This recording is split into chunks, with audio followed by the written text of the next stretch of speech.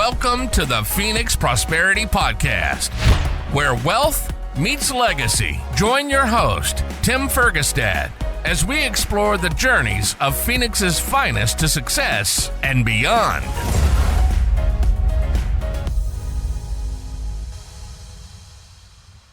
Hello, this is Tim Fergestad. Thank you for joining us. I'm very pleased to have Tripper Gawan with me here today. Solar expert, is the vice president of operations at Solero and owner-operator at Gawan Enterprises and other endeavors. Welcome to the show, Tripper. Tim, thank you so much for having me. I really appreciate the time. It's been a pleasure to get to know you so far already.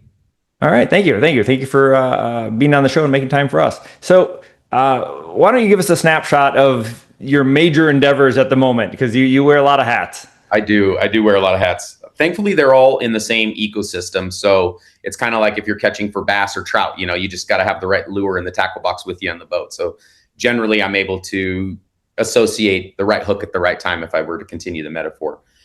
Currently, as you indicated, Gawan Enterprise is a LLC S Corp that I own.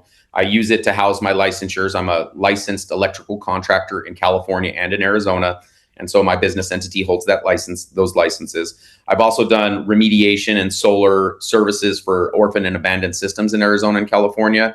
A lot of customers that have hit some type of roadblock, either the installer went out of business, the finance company went out of business, other things happen where customers are left at some point in their installation life cycle, but it's not a completed install that they can actually benefit the energy from. So I did that for quite a while as well through my Gawan Enterprise entity, but it's just been something that has been a labor of love for me and a way for me to give a little bit back to the community that has given so much to me. And it's also helped house my licensures and things of that nature, but that's great. Then you talked briefly about Solero. Yeah, Solero's a great company. We've been in business for about 2 years. It was originally G1. We're out of Idaho. And that company does residential and commercial installations across the country. We have a really robust and broad network. We bring solar installers and sales professionals, dealers to our platform and enable them to either sell and install solar, just sell solar, or just install solar. So they have multi ways that they can work with us in that ecosystem to ultimately stay in their zone of genius for the work that they provide. Okay. Before we get into some of the other stuff you do, I wanted to go back on a couple things you said there, if you don't mind.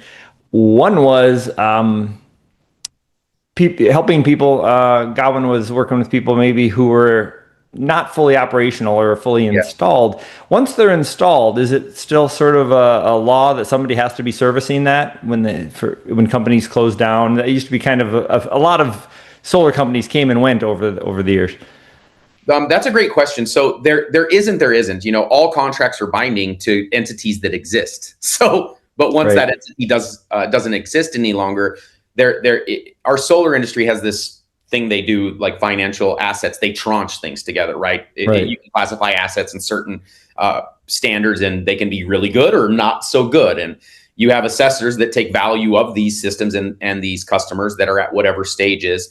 And if there is an opportunity for them to continue to provide service for the customer, because it was like a lease agreement or a PPA agreement where the customer is going to continue to pay money to the financial institution that owns that asset now, or did own that asset when the installer orphaned it, there can be opportunity for the customer to continue to get service. The customers I was working with under companies like Mosaic, which is not really around any longer. Sunlight is. I work with them. I work with GoodLeap. I work with a lot of the big financial entities.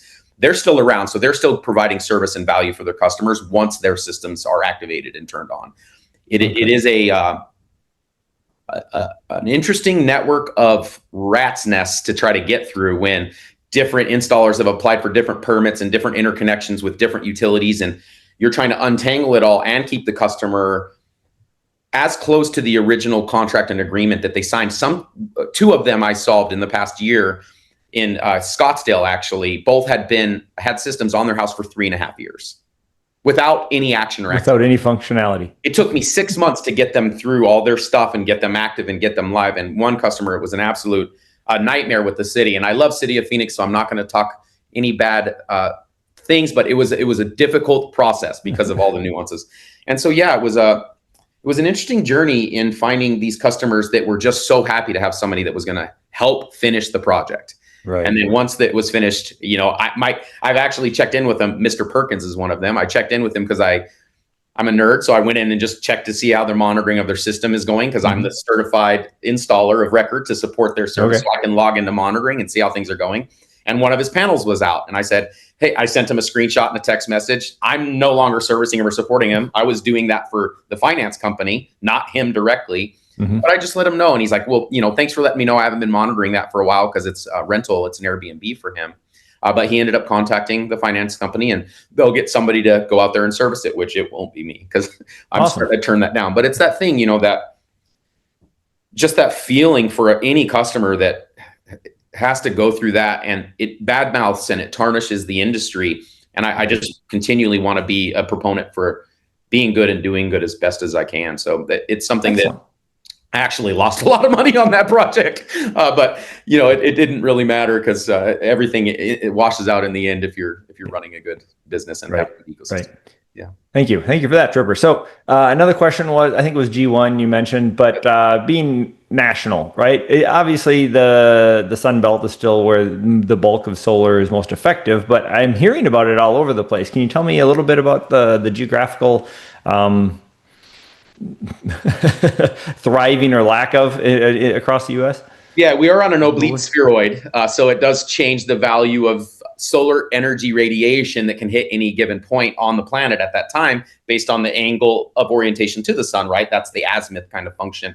If we were to nerd out a little bit more, I'm sure from your background you could with me. But suffice it to say, yes, generally there's a line, a demarcation line, and below that you're going to have a higher value. The closer you get to the equator, the more standardized annual sun you have. There's not this variability of winter and summer and peak hours that happen that way. Now, that's the interesting thing as well, though. The higher north you get, the longer the summer hours are. So there's so much more value that can be retained during those times. And now with energy storage capacity, there's such a large offset availability where you can do time of use, where you can store and charge energy in your battery and then offset that and use that later.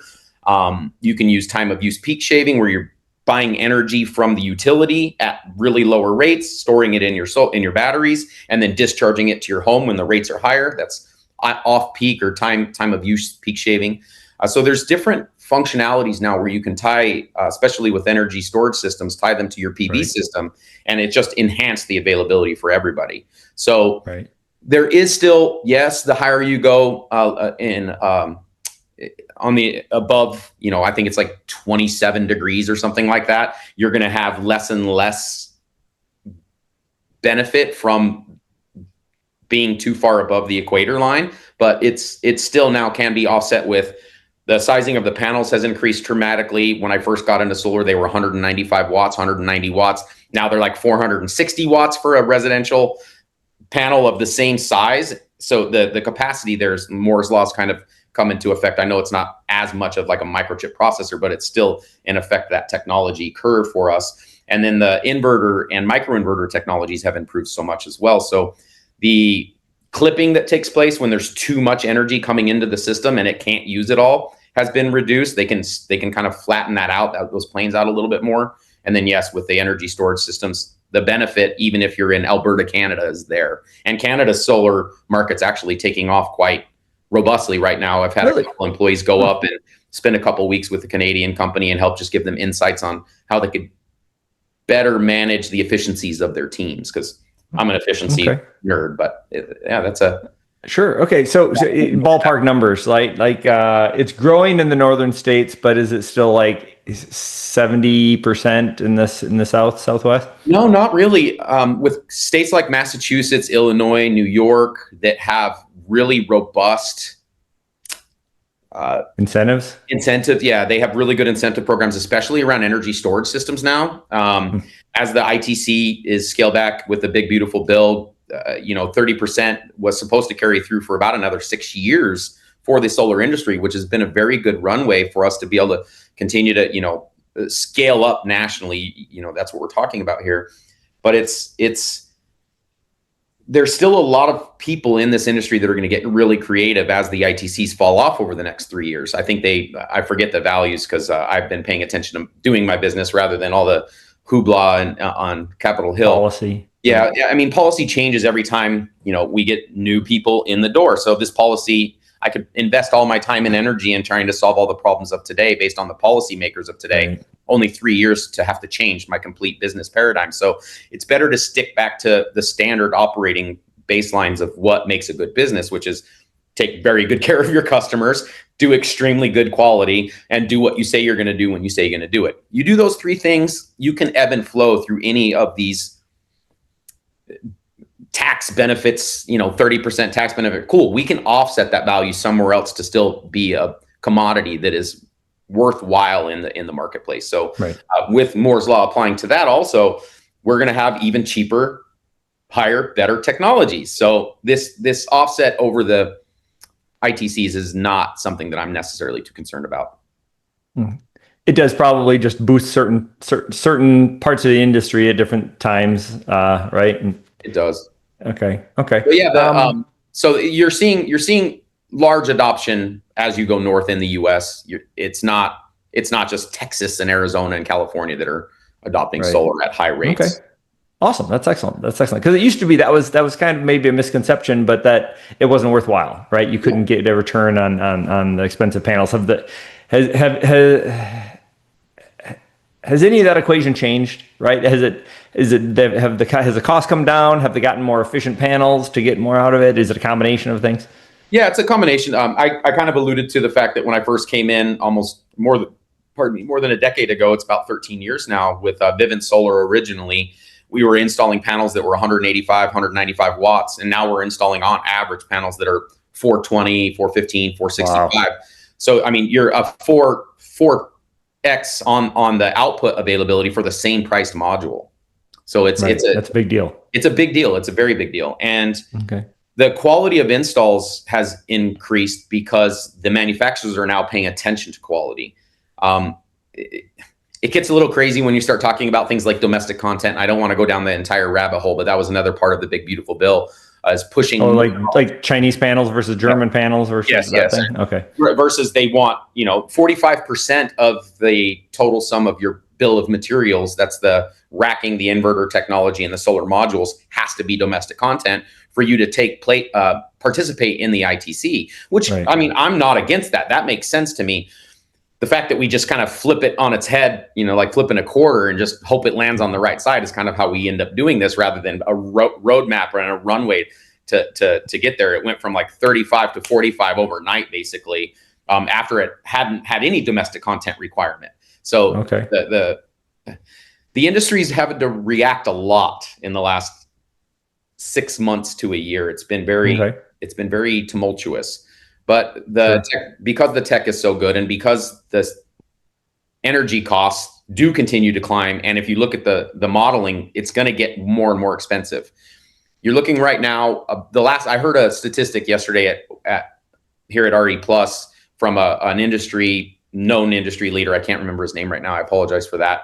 But he quoted that over the last 100 years, the energy needs that we've risen to will do the same exact scalar from now for the next 15 years.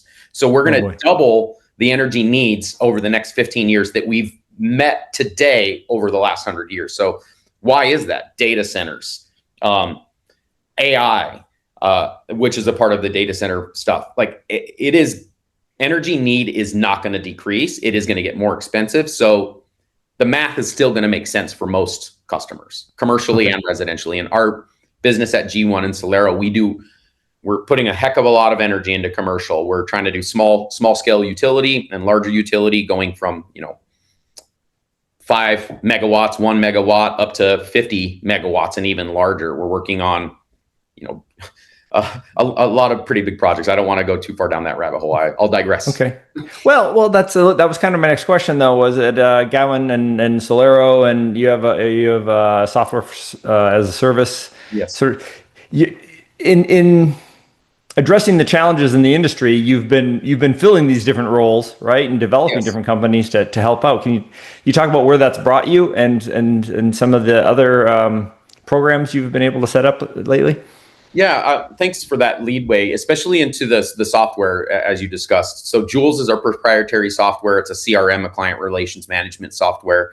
And I've been an operations manager, leader in solar for literally the entire journey. I came in as an installer, boots on the ground. I learned how to do solar, very quickly because I paid very good attention, and I have a mechanical acumen that's pretty high. Within 10 months, I was an operations manager. Within a year after that, I was managing the quality assurance, quality control, safety, and training department for Vivint Solar, which at the time was a valued company at $2.2 billion. We had 5,000 employees across the country. I managed 2 training facilities, one in Las Vegas, Nevada, and then, that one was in California, Riverside, California, and then the other one was in Philadelphia. And we had, upwards of around 150 to 300 employees coming through there for training for service, foremen, electricians, and it was a very big company. I learned very quickly that the technology mattered. The software that they were using at the time had a lot of fail issues because of the cell count rate. You could only use 1 million cells, and then once you did that, the complexity of the formulas that had to be built created more complexity. It got unruly. Right. So I've learned all the things that are necessary to help manage a business over these last 10 years and put that into how we built the software. It's got applications for iOS and Android. The second your employee logs in, it tracks their location, it pings their GPS coordinates so you can verify if they're on the job site. It has integrated workflows inside of the ecosystem that can be assigned by the user and role-based permissions. We don't have seat costs. We don't charge people to come back on. It's a monthly fee for their business. They can do whatever they want, basically, with the software. They can purchase it. They can even white label it themselves. So if that's a part of their offering that they want, if they're going to go to, be a publicly traded company, these things can add value, sometimes up to 10, 12x to your company. If you have proprietary technology in the solar space, it's kind of common.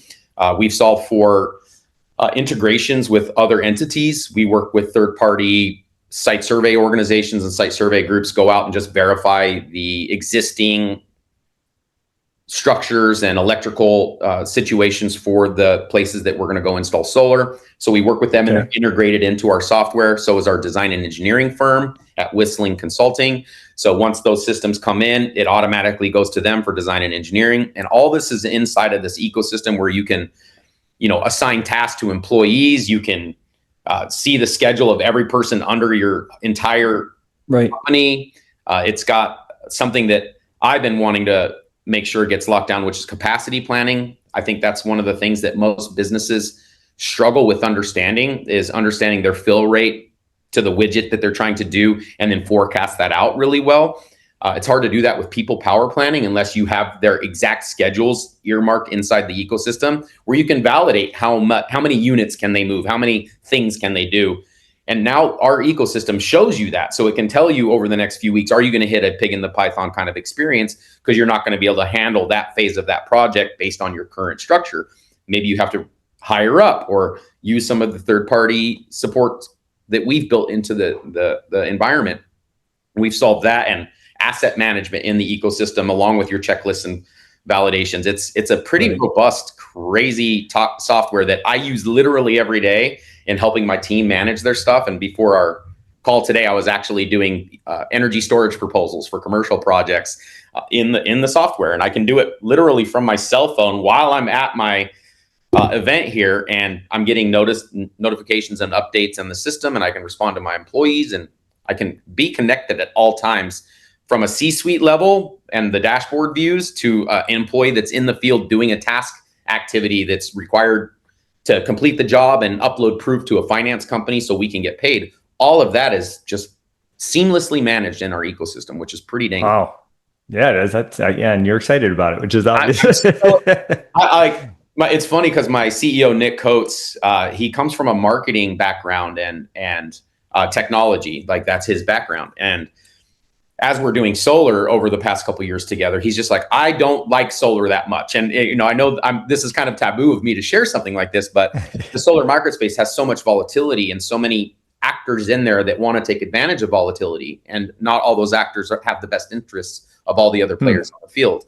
And so I've become somewhat accustomed to this over the past decade. Well, if you come from an outside business that's not like that, medical being one that you're familiar with, things are pretty standardized, and you can't really go off the map too much because you'll lose your licensures, you'll lose things that. Yes. So construction companies oftentimes can just change the name and reassociate a license to the new name, which doesn't completely whitewash everything, but it kind of whitewashes everything. And so there's all these actors and things that are taking place. And my CEO was just like, what is this? Thankfully, on the commercial side, it's not that crazy. There's not as much chaos because the professionalism level has increased quite a bit. And then on the technology side, he's just been standing behind me like, what?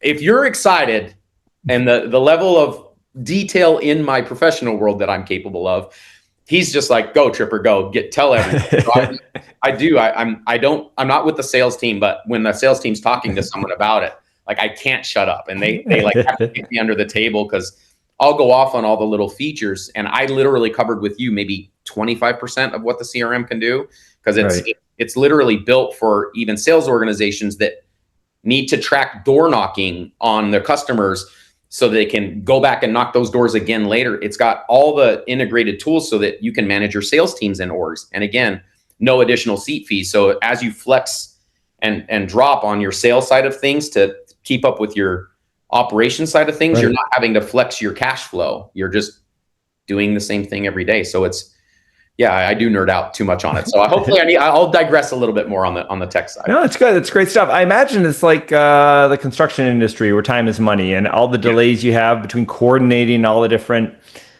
players or trades or anything, or it can every day or two wasted, it can be incredibly expensive on a project.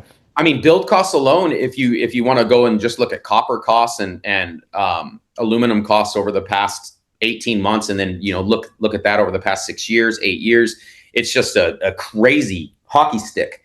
And so when you're talking about and ITC credits and domestic content requiring 45%, like literally from one day to the next day, your COGS can go up 30%. So if you're not dialed in on your processes and catching things at the right time and making sure those contracts and things are paid and you've allocated those resources appropriately, you can get a rude awakening when you go to do the final build if you're not validating that the contracts that are signed are covering your actual costs, or you've not baked in enough to associate any fluctuation that takes place. It can get complicated there. So watching materials is very important. Right. Okay. So I a lot of what I do is in the commercial real estate space, multifamily, and we have some projects once in a while that have some on there. It's just not always cost effective on our business plan. Are you seeing those? Are you seeing the use increase on different commercial properties? Yeah, you absolutely. I think one of our sideline conversations after this, which there was no intent, whoever's listening to this, for me to try to figure out a way to get Tim to work with my company. However, you being in commercial real estate, that's what our bread and butter is. We can show you the value of putting a solar system in Arizona on your properties. If you've got multi-meters and you're doing meter aggregation, if you've got a community area where we can do kind of a small utility scale for you and provide service to a complex or something of that nature, we can do battery arbitrage for you and put a pretty large battery systems on there. Take advantage of some of the clean natural gas association to the big beautiful bill thing with some of the ITCs that exist, getting the right domestic content mixture in there. You can get basically a free solar system, and then your tax liabilities are reduced substantially for however long you want to take the depreciation value on these systems. So the offset there, the financial offset, and then just the cash flow availability for companies or groups that are doing commercial real estate, the value there is ridiculous. And if you not being seems like you have knowledge of what solar is, but the solar industry itself, including the financial benefits, might be a new area for you to get your teeth at least a little bit cut. For sure. Okay. Yeah, it's a lot of what we do is renovating older properties, but we are building a series of townhome build-to-rent communities here in the Valley, for example, which we're always looking for ways to improve those. So that could be great. Yeah, you're talking about a lot of areas in the colder climates, they have generators for backup, right? Like it's standard. You have to have it. If the power goes out, you got to have a generator. Solar is that now. It's, your battery storage capacities and the output that these systems can do, even on a commercial level. You can supply critical load to every, renter in your units. There's a pretty good way for you to make sure that you're giving that peace of mind to your customers or homeowners that are in your environments by doing some smaller utility scale solar to support them. I think the benefit for you on the business side and the benefit for them on the peace of mind and cost of energy acquisition side is a huge value. Okay. Excellent. I'm not a salesman. You can tell, like, I'm not going to sell you on doing it. I see the intrinsic values on the back end, and I can assure you that the quality of the installation and managing of the project would be absolutely above reproach. Sure. Okay. Excellent. So I have a reflection question as we wrap things up here. Is what do you wish you knew sooner about building wealth and success earlier in your career? What do I wish I knew sooner about building wealth and success earlier in my career?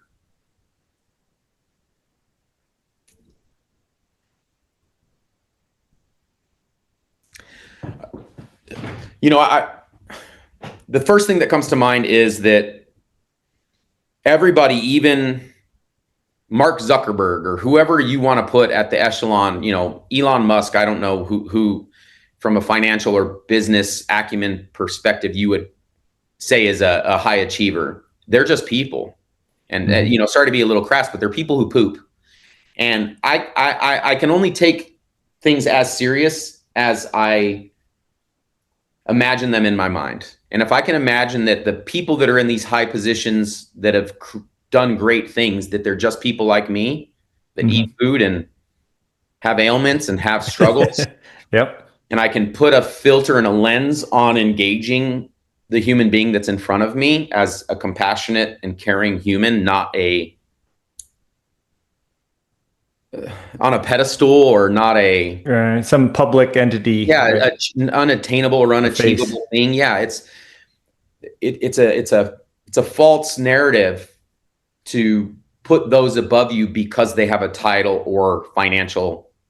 Okay, that's I think it's a great answer. It's a common issue in this day and age, right? Because everybody has these online personas and stuff that are Facebook and Instagram. Which is not conducive to true relationship building. It's not. No, you're setting them apart, and you can't be together if there's an aspect of them being apart. Right. You have to be a human first, and we feel that when we go see our doctor, don't we? Right? Like, oh, they're apart because they got their MD, and I'm here for this service. But no, they're just a person, and people's paradigms will shift when you start to treat them that way as well. And I've noticed that. If I was to carry your question into a philosophical aspect of who I am and how I engage with this reality, is that people ask me, how are you doing? That's a question people ask you when I got asked that question when I got my coffee this morning. My general response is amazing, which takes people back a little bit. No, I might be pre-wired and genetically predisposed to positivity. I've asked many questions within my family that has alluded to the fact that might be true. Okay. On the other side of it, my book that we've talked briefly about that I wrote it's called Slug Bug, a guide to leadership. If you've ever played Slug Bug, do you know what that game is? Oh yeah, sure. You see the Volkswagen Beetle. Yeah. How many Volkswagen Beetles have you seen since yesterday that you can recall? Yeah, one. If you were playing Slug Bug, do you think that number would be greater? Sure. Okay, so the things that we put attention to are the things that we will notice and the things that will come about in our lives. For sure. I focus on trying to be genuine and trying not to be automated in the way I engage other people. And so you can wake people up from the matrix by engaging with them in a way that is not standardized. So I challenge, you here, Tim, today, and myself as I go out into the world and your audience. Be bolder in the way you engage other human beings and try something different. Not fine, sure. Not good. How are you doing? Good. Okay. Try something different. See if that paradigm shift causes you to then be focusing on those positive narratives that you're seeing in the environments that you're in. Slug bug your way through to some positive engagements, because it will work. You will notice those positive things if you're looking for them. And so that's the, I don't know, the last part I would maybe leave with. Okay. No, Tripper, that's good. That's good. That's from the neuroscience part. That's part of your reticular activating system, right? That's a part of your brain that you find what you're looking for, and it's a good reminder. It's a nice device to keep you on track, right? Because that opportunity comes up a lot, right? People say, "How you doing?" Right? It's an opportunity to remind yourself to take that approach. Yeah, I like that. Thank you. You rewire yourself after a while. I mean, that's that neuroplasticity we're finding doesn't necessarily end after our prefrontal cortex is fully developed and everything starts to atrophy. We can. There's ways to enhance and offset your brain chemistry through the way that you engage. And yeah, I see it. I see it in those that I'm around. I do. Right. Yeah. Okay. Excellent. You reminded me. I'm sorry. This is a tangent, but I think it was the 4th of July parade up in Prescott. If you've ever been up there, it's a great I have, and I love that you say Prescott, not being from Arizona. The first time you said it, I almost thought I heard a little Prescott in there. But I was like, no, I'm going to give him the benefit of the doubt. And you said it again. You nailed it. So yes, I spent a lot of time up in Prescott. I love the area. As a kid, I went to Skyway Camp, YMCA camp, which is up in Prescott cool. area. And yeah, I'm a big fan of the Northern Arizona. Okay. Anyways. Okay. Yeah, my son's going to college there, so we get up there a lot more frequently again now. But they have a lot of horses in that parade, but they also have a section of Volkswagen Beetles that all come out. And I remember when my kid was little, I leaned over and I looked at him and I went, slug bug. And he got like a parade. Right. In my book, I talk about it. I learned slug bug from my uncle, who is, in my child mind, he's 7'8", 700 pounds. I think he was 6'1" or something like that, probably 230 pounds, big ex-Marine kind of guy, very loving, very wonderful man. However, he did play slug bug, and we were on the lookout. You didn't really enjoy him slug bugging. He wasn't trying to break your arm, but we were children, and his fist was as big as our chest. Right. So right. It definitely caused you a heightened increase to the same point of like, a little butt pucker factor. Yeah, that's funny. Okay. All right, Tripper, if people would like to connect with you and learn more about your solar services and so forth, what can they do? Where should they go? I would steer them towards LinkedIn. That's the best professional platform I've come to, kind of validate the people that engage with me. I get, thousands of connections a week across email, phone, text, call. I have to filter them. I do not have the time to engage with every single person. I generally do gravitate more towards helping people. So if you're trying to look to hire me or do something like that, please, that's not the way I'm trying to go in that LinkedIn environment. I'm trying to connect people and build business and build the brands that I'm currently involved with.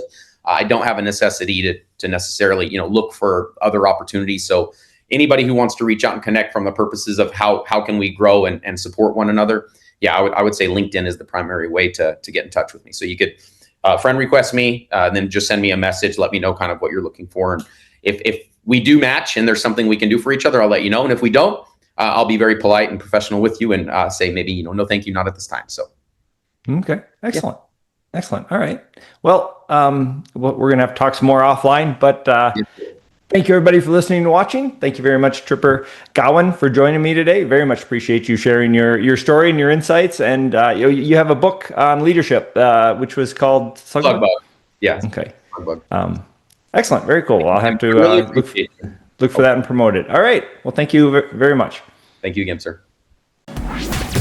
Inspired by our guests? Visit PhoenixProsperityPodcast.com/guest and join us on the show and share your success story with Tim. The spotlight awaits.